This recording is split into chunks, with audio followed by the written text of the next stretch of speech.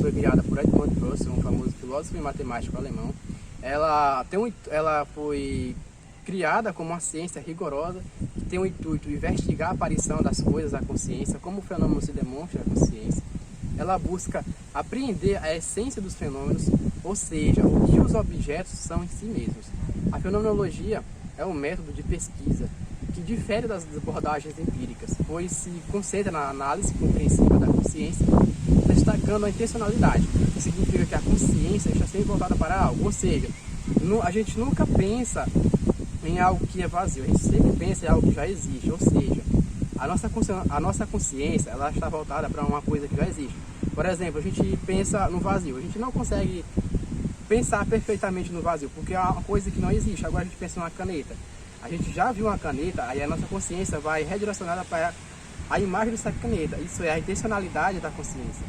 A intencionalidade é a característica fundamental da consciência, indicando que toda consciência é consciência de algo, como eu já havia falado.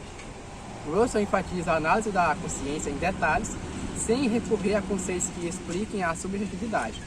Ele também introduz os conceitos de intenção, intuição e evidência, onde a intenção é o conteúdo significativo de um objeto, a intuição é o preenchimento dessa intenção pela presença do objeto, e a evidência é a consciência da intuição.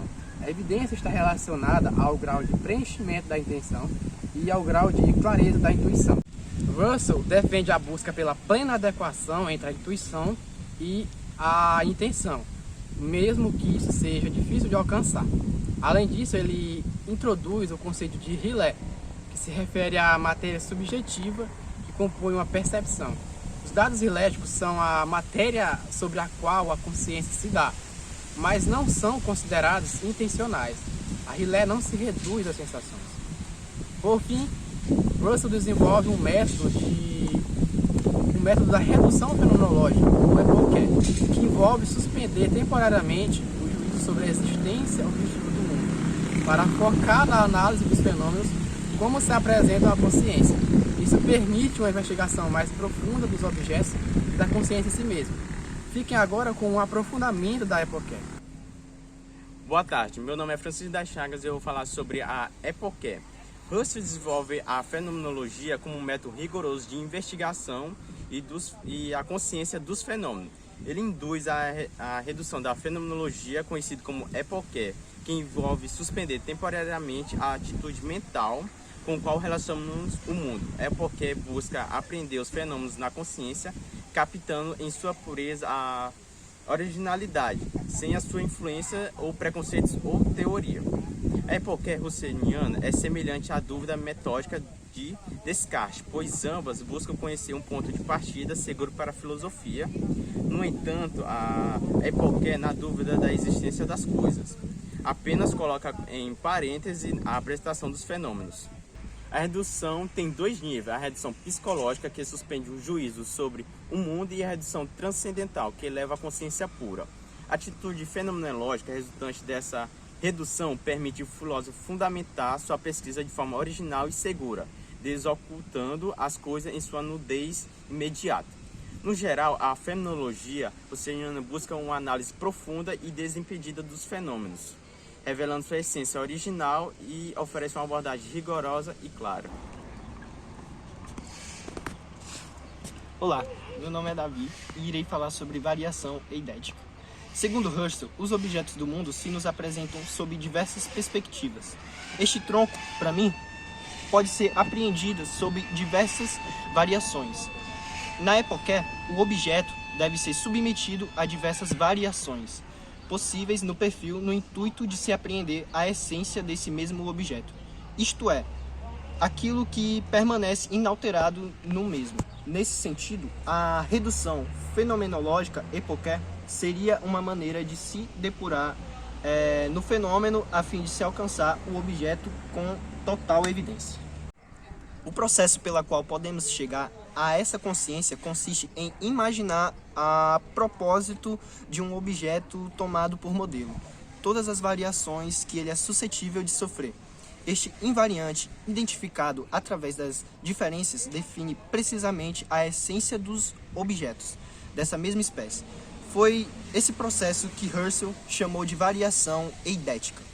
Como a epoché tem como escopo aprender a essência do fenômeno, ou seja, seu eidos.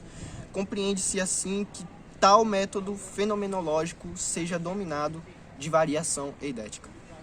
Na variação eidética, Husserl estabelece uma distinção entre o objeto percebido e o noema. O noema é distinto do próprio objeto, que é a coisa, por exemplo, o objeto da percepção da árvore. É a árvore, mas o noema dessa percepção é o complexo dos predicados e dos modos de ser dados pela não existência negativa. Ficou ruim. O que Husserl defende é que a atual percepção que temos de um objeto só se sustenta com a possibilidade de diversos perfis sob os quais esse objeto pode ser apreendido. A fenomenologia, ao invés de se igualar com o objeto físico a um suposto fundamento ou a um suposto substrato, ela iguala o objeto físico em todas as suas aparências e as atuais possíveis. As suas aparências que estão sendo apresentadas não indicam uma coisa em si fundamental, mas sim possíveis aparências que não estão sendo apreendidas atualmente, mas que poderiam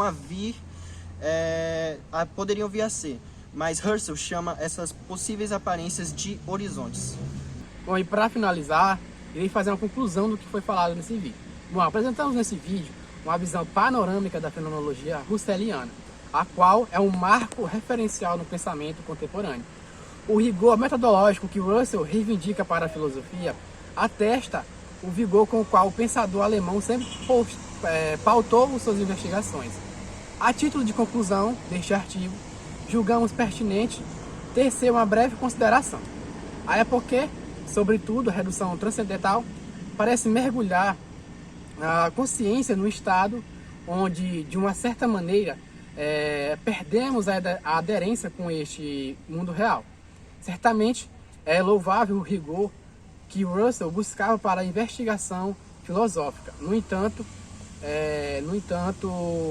reduzir a realidade ao nível de consciente através de sucessivas epoqués para a partir daí tirar conclusões seguras e radicais parece não tomar a análise de fenômeno menos problemática. A noção husserliana de Rilé, como bem o apontou o filósofo, teve como resultado transformar a consciência em um ser híbrido, uma vez que essa matéria subjetiva, Rilé, não é a própria consciência, mas sim o suporte sobre a qual a consciência se nos dá a compreender-se. Assim, o embaraço que tal noção traz para o estudo do fenômeno e da consciência, mas apânago da filosofia tentar superar obstáculos e aporias. E Husserl, como um bom filósofo, tentou fazê-lo com muita prioridade e esmero. Isto não é real? O que é real? Como se define real?